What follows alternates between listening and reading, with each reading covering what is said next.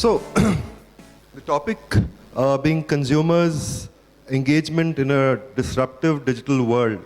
So, it's a very wide topic. I think we can have a conversation for hours altogether. But nevertheless, we have just about 30 minutes. So, I come from a company which today sells, it's a 27 years old company selling jewelry, watches, accessories, eyewear. It's a very diversified portfolio. Also brands which are, some of them are like 2 decades old. So I think we as a company have been one of the early adopters of this medium, because today for brands, I think it's important today to embrace the whole consumer engagement piece in whatever channels and wherever the consumer today wants you to be there, expects you to be there, because if that won't be the case, then most brands wouldn't exist or wouldn't exist in the future. So with that as an introduction, I'll open it up to my panelists. I'll start with Ranjit. So Ranjit is from Make My Trip. It's been one of the largest online travel portals for the last 13 years. So Ranjit, today for a company which sells air tickets, it sells holidays, it sells packages, how do you differentiate your consumer engagement in the space which is so very crowded? There are Indian companies like Yatra, Cleartrip, etc., who are competitors selling the same products. What's the different thing that you do on a consumer engagement?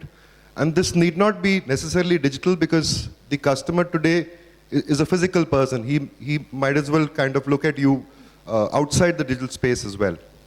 So I think that's an interesting one. It's not just about digital, and I think that's a very important point. I think I'll start with saying that customer engagement, the way I look at it is like the word engagement, right? Till you're not engaged, you're still flirting.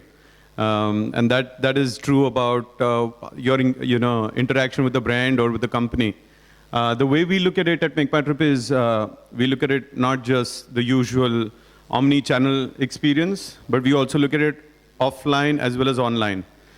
So mapping out the entire customer journey, almost think about you being the devil or the angel sitting on the shoulder of the customer as he or she is going through the journey, and saying at what point do I want to interact and what do I want to say. And I think that's the difference. The handoff that happens from a mobile device where you're searching for something and then you go onto your computer. Do I have the last search saved up for you so that I can serve it up? Now that's a part of engagement. Then when I'm calling somebody at my call center, do they recognize me from the phone number that I have? And do they start talking from the piece of query that I've put onto my computer? Or do they just ask you, who are you and where do you want to go? Right down till when you're approaching the airport, what's the easiest thing that you want at that point? You want your boarding card to pop up so that you can show it at the gate. So you start thinking about that. You get to Dubai, you're thinking about, what do I do next? Where do I get my Jain food here if I'm looking for it? If I have an app, which we do, where I know exactly the itinerary that I have booked and it's on my app and I know where I want to get to, that's engagement even after the purchase has been made. So right through the journey, I think it's important to figure out which are the points that you want to connect with and how do you create engagement around each point. So that brings me to an altogether different segment of, I would say, consumer goods. We have Coke, we have Pepsi. Maybe, Manisha, what's your take on this? You again kind of represent a brand which has been iconic, several decades old. How do you kind of relate today, and how do you continue to relate and use digital and other mediums to kind of create disruption, innovation in this whole category? So. Sorry, am I audible? Okay. Today's consumer, and specifically the audiences that we target, are all youth. And more than anything, they're a plugged-in generation. They're constantly connected. They're constantly aware. They're limitless. There are no boundaries to this consumer. And this one-to-one communication, we feel, is not really working anymore. So they're looking for authentic communication. They're not looking for a logo talking back at you. And which is why categories like ours, where brands have become, products have become commoditized to a very large extent, need with the sheer volume and masses that we need, their messaging needs to start being part of the consumers' lives. And when you're you want to be part of the consumers' lives, you can't do it with one-to-one messaging. So sheer engagement is important. You need to be engaged with them. They want authentic communication. They want to play with your brands. And the best thing to do is to be able to put yourself right in the center of their lives, and that medium is digital. So you're marketing in a digital world. You're not marketing to a consumer who has digital as one of the mediums anymore. They're digital natives today. So, for example, I'll hopefully bring that alive with an example. We had this year's the Pepsi IPL campaign. Pepsi campaign, we didn't make a film because the consumers always had a point of view on the Pepsi film. So we decided that to create an engaged consumer, we'd ask them to make the Pepsi film and tell them that we don't have a film for IPL, for the Pepsi IPL, and you make it for us. We don't have a summer film. And we seeded this via a very large digital engagement and an activation plan. Where we left complete control, right down to the brief, in the hands of the consumer.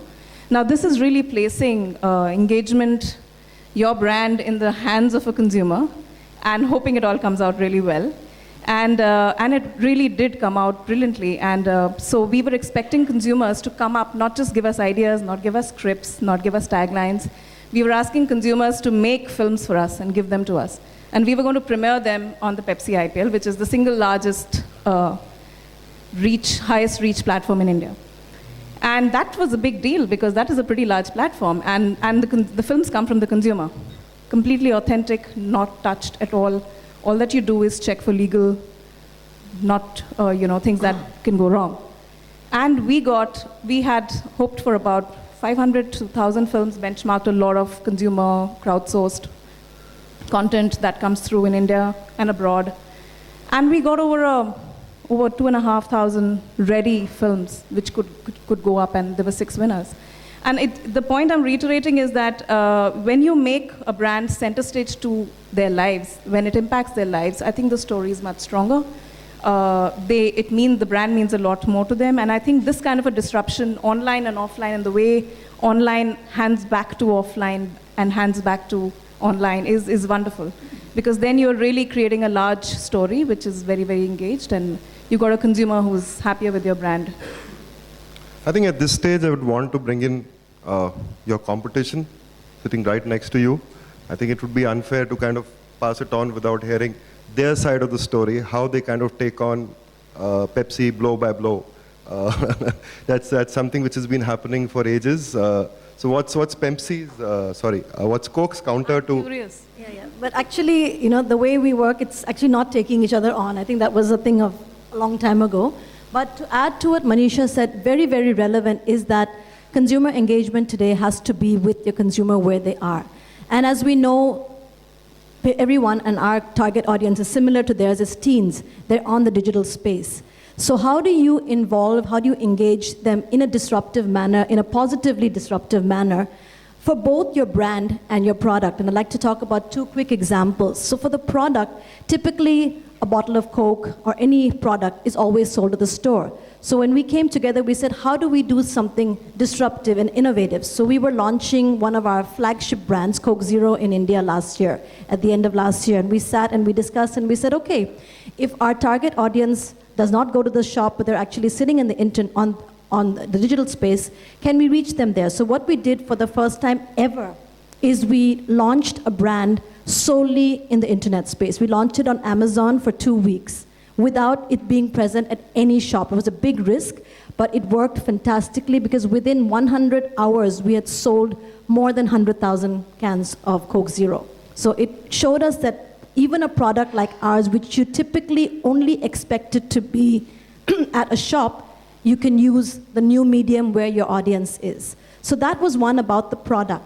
How do you extend it to the brand? So our brand, and that's actually an easier story, which is about happiness. So in the morning, I think one of the roundtables actually alluded to it, where we're all about sharing and opening happiness in a way that's uniquely Coke. And we did this with what we call our small world machine, which was the India-Pakistan vending machines, where we actually got people to send each other a Coke. I'm not going to go into the details because I'm sure all of you have seen it. But the thing is, when you do something like this, the key learning is it has to blend in with the brand values and use your brand proposition. So the two things we did was, one, it was about, our brand is about opening happiness. So this was about opening and sharing happiness between two supposed, conflicting countries. And the second was, we did it in a way that was uniquely ours, which was by using our vending machine. It wasn't sharing happiness just by saying hi across the internet, but it was actually using the vending machine, using that as a way to be interactive, and as well as giving each other a Coke to share it. Thanks. Which brings me to Sanjay. Now, Sanjay, insurance is again a very different category now. In a category where I think more than about 15 players exist. 24. Yeah, more than that number. And possibly everybody is kind of portraying the same concept of insurance to your livelihood, or very recently we saw the whole aspect of the challenged child and saving for her and all that. So it's sort of a place where I would say the sole messaging is becoming so, people are finding it difficult to kind of re-message or recan the same product to the customer. How do you kind of do that for HDFC now, which is possibly the largest online insurance player in the country? How do you do that, both online, offline, and for the customers who are kind of migrating in between those channels? Well, 10 years down the line, the challenge was HDFC as an insurance company was not known. People know HDFC Bank, but nobody knew about the company. At the time, we differentiated and brought Sarutha Kejio as a brand platform. And that pretty much helped us to differentiate ourselves against the rest over the period of time. But what we did 3 years back is we created something called a digital organization within the company, which is very, very different than what many of the other companies did that point of time, because we created a separate team. And we said this team will deal with everything about digital, both from a branding perspective, community perspective, and in terms of business perspective. And we coined a term something like a digital first. So the motto is if someone is today, if the world is moving towards digital, why should you go anywhere else? Look, we coined a term, so do so. How can we source online, deliver online, and service online? Obviously, this is still not happened. It is still work in progress. But for doing that, that point of time we invested, apart from launching product on online, which is e-commerce platform, what we really invested is building out communities and engaging with the communities. Today we have the largest Facebook community with 4 million fans. We are now top 10 in Twitter in the world in insurance. We have got very strong LinkedIn community. But more important to that, we started measuring our engagement 2 years back with on metric scores. And we try to see what kind of communication people are really engaging with. Because insurance is a very tough business. That is why it is always subject matter of solicitation. There are 24 players. One guy like LIC is there, still having more than 70% market share. And more importantly, the products are not differentiated. In your lifespan, you only buy 3 or 4 products. And it is always a push product. It's never a pull product. So how you can create engagement during that point of time? So we really created a lot of pegs in terms of our entire digital strategy is all about life. How can we communicate with the people or connect with the people about linking with live platforms? Let's say, in a teacher's day, we link with people saying, tell us about your teacher who made you live Sarutha Kejio. Can you really tell your Mother's Day? Can you really tell what are the 3 things mother taught you to help you to live Sarutha Kejio? In Independence Day, what about India? Why you feel in India you live Sarutha Kejio today? So linking our brand platform with the days, with occasions, and try to people to connect with their thought or memory, and it helps to organically really grow the community, because once you write something, many people in your community will start writing. I'll just give an example. Our brand campaign that you mentioned about that Ghunguru, where the little girl is singing on her own. That campaign is about, brand is not about just financial independence, it's also about emotional independence. So what we did at the same point of time, we actually created different videos for our digital media. Also on Facebook, we tried to ask people about their stories, how they're making their family to live Saruta KGO. In Twitter, we played with the hashtag #MyFamilyMyPride. We extended it, luckily during that point of time, Cricket World Cup was there, so we extended to My Team, My Pride entirely organically, because any point of time, all the India matches, only our team, 5 people, junior people from our team with couple of agency resources, they started tweeting about it, the right moment, with the right contextual messaging. And I was very happy first time Basant from IBM sent me the social data. It is trending at #2 hashtag. And throughout the tournament, it actually trended as #1, #2 at different majors, be it Twitter, be it IBM, or be it Unmetric.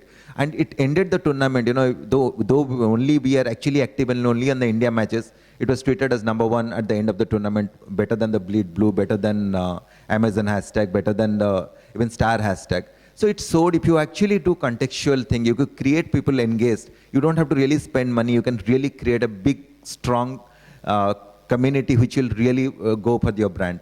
What it really reflected on, communication campaign, we have moved out from a call center #2. Like, if you look at a recent campaign, it says Ray of Hope. That's the only social hashtag which you can need to connect with the brand. There is no call center number.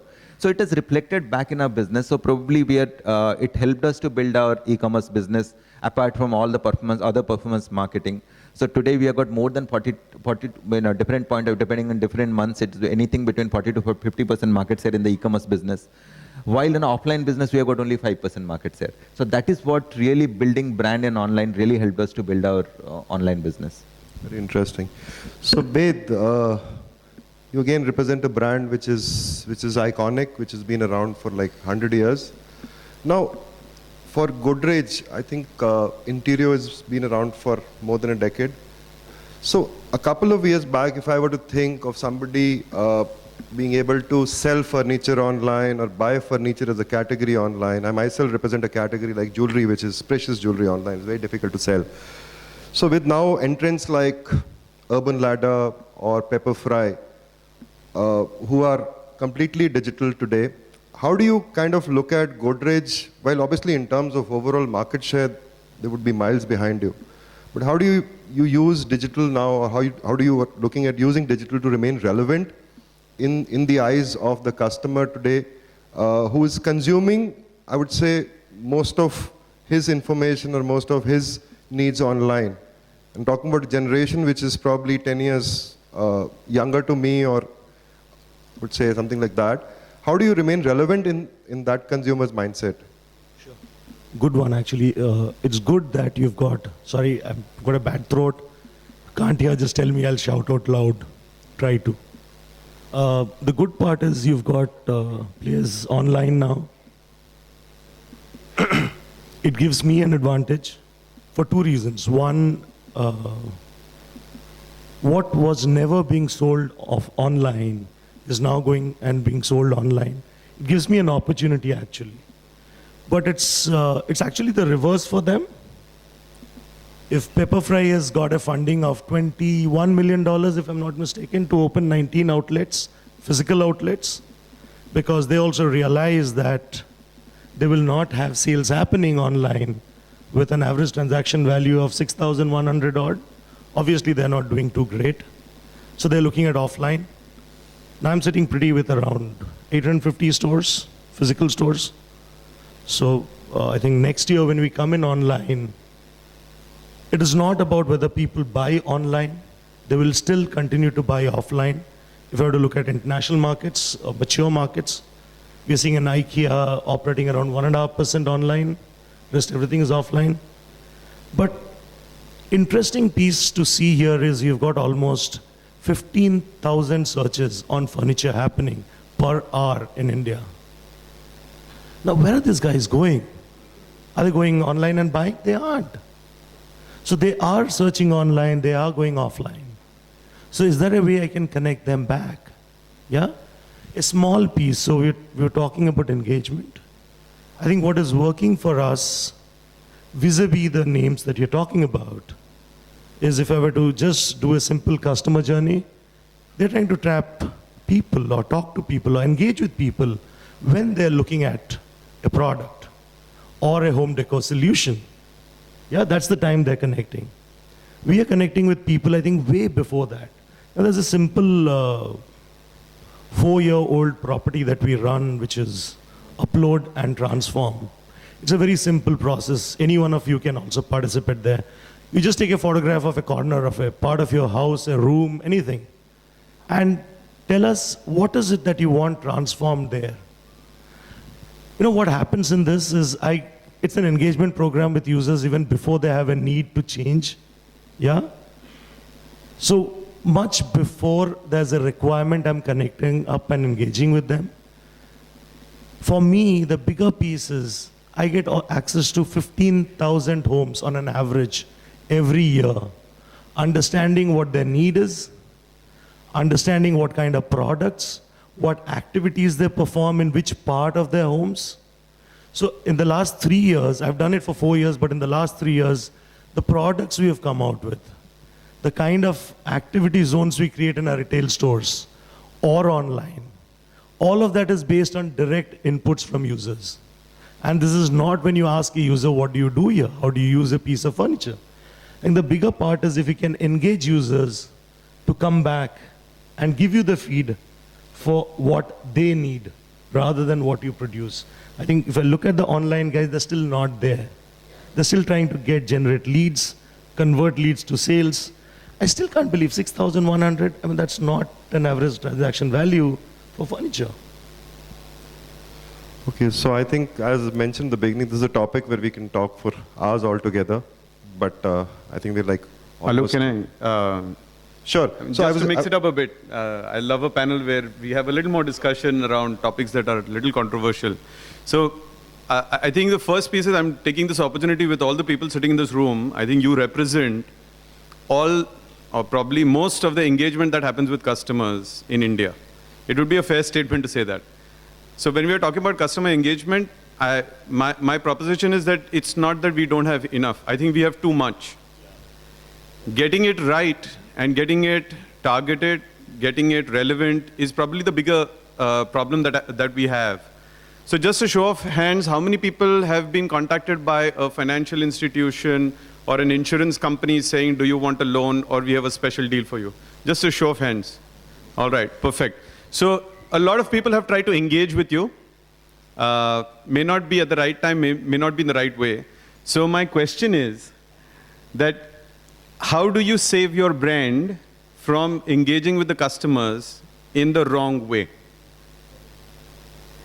So yeah, I think that's where, if we look at the topic of this panel, and that's probably where we should have a discussion now, it's about how do you disrupt without, disturbing? How do you disrupt them at a time when they want to? How do you disrupt them at a time when, with the offer that they're interested in? And I think all of us who raised up our hands now were not disrupted at a time when we wanted to and with a product that we wanted. So I think that is the biggest challenge. And for that, that's what in our discussions we were having and thus is how do you use your targeting in that way? So for example, putting your offer out there, but not, allowing a way of consumers to respond to you with their interest rather than just, going back and forth with them. So I think that's one of them. And the second is really when you engage them in stories which are in storytelling and more than just product offerings, I think that's the other way that it works. Okay, so I think I'll agree with what Ranjit is saying. So we have just about 5 minutes. So we've spoken a lot about consumer engagement, reaching out to consumer, various channels. So what's your take on the measurement aspect of it? What maybe each of you can say in a couple of words, what's your way of measuring a successful consumer engagement here, which obviously cascades into a sale or whatever is your medium of measurement? So what's your take on how do you measure successful consumer engagement? If I go first, I'll again have a show of hands. How many people feel that every place that you're engaging a customer with should have a book now button? All right, good. So we are divided on this one, right? I love the fact that every time we are measuring customer engagement, I mean, the last time somebody came into my room and said, our engagement has gone up. And I said, how did you measure that? So he said, our customer used to be on our app for 2 minutes and 10 seconds, and now they're there for 2 minutes and 30 seconds. So I said, what did you do wrong? So he was confused. He says, oh, the engagement has increased. I said, no, he's at that part of the funnel where you want to get him out as quick as possible. And for him, that 2 minutes has to come down to 30 seconds. So I think depending on where you are, not just in terms of use case or industry, but even within the funnel, at what point you're engaging, then changes the measure. And I think that's the challenge because we aggregate measures in every review that we do. So we don't break up the funnel and we say, tell me how we've engaged here by reducing the time that this has taken and tell me how I've increased my engagement by increasing. And that is a challenge. And that's one piece where I feel we need to do a better job of being able to set the direction where people will go out and do a better job of connecting with the customer. Well, I believe the engagement should be measured by professional tools rather than having like, measures like number of fans or like saying that, click rate kind of thing. But what is important for all of us to really see is that, if I'm using as a digital platform, I need to, for example, I'll tell about my industry. Obviously, every time he'll not buy. Even if I put buy now button everywhere, he'll not really buy because in his lifetime, you need only 4 policy or 5 policy or 6 policies, unless you really need to upgrade something. You need a child plan, you need a pension plan, you need a term plan and your savings plan, or today with a cancer or something additional one. But what is important is like when you are actually looking at my communication, are you really positively engaged? Are you really feeling happy to share it? Are you really feeling happy to comment on it? Are you really happy to read a mail which is sent by the company? So those are the things I would look at. What is like a positive disposition towards my communication? Are you really happy to take my call to know more?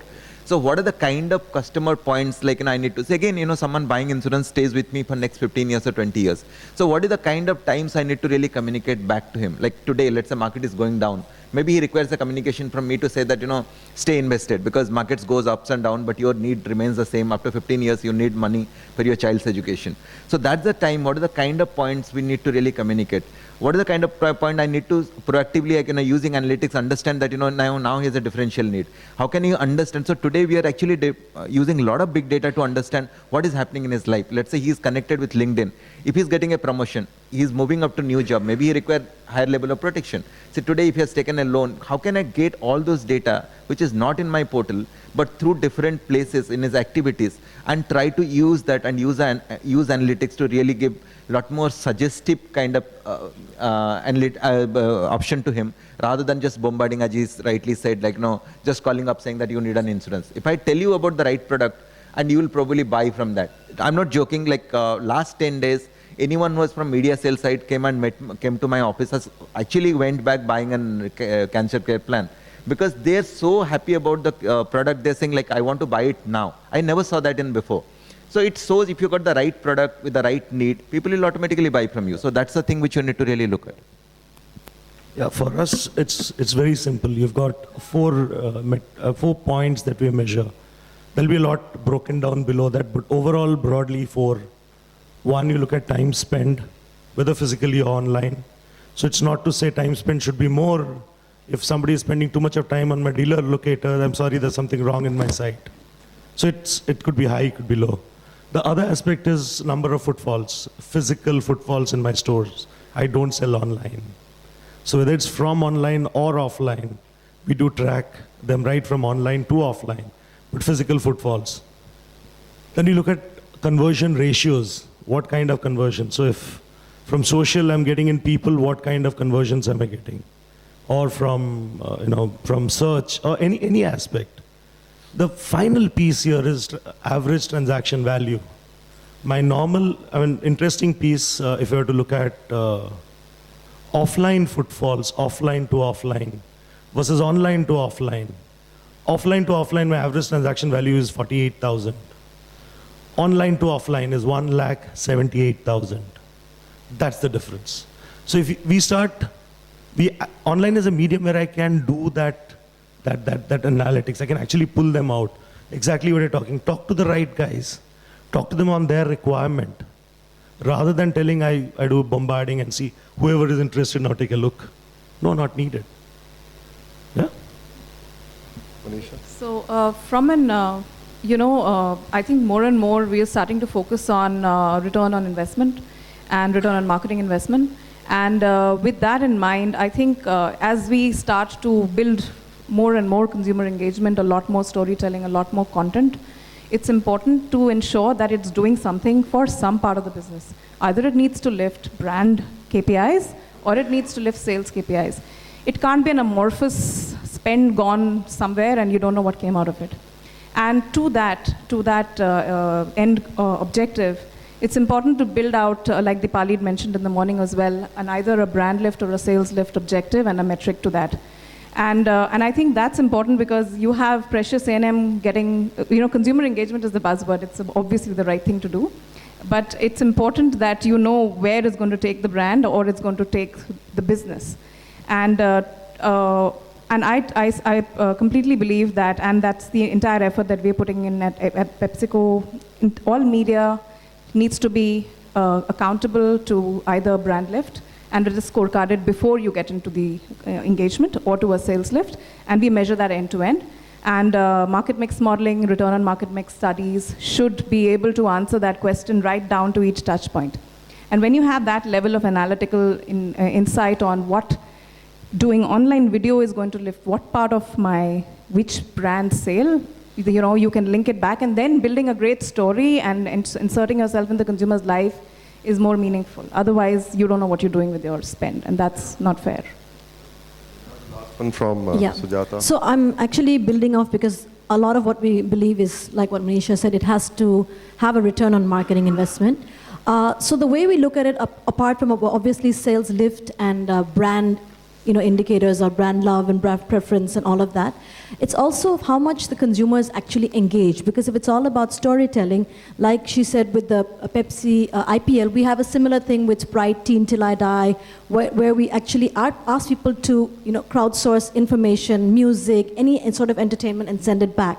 So that is looked at very closely. How much the people actually engage with the brand, engage with the proposition, come back with their own information, and how we get back to them. Because once you do that, you build relationships, and that automatically leads to building of brand love and other metrics as well, in addition to obviously the sales lift. Well, thank you everyone. I think we are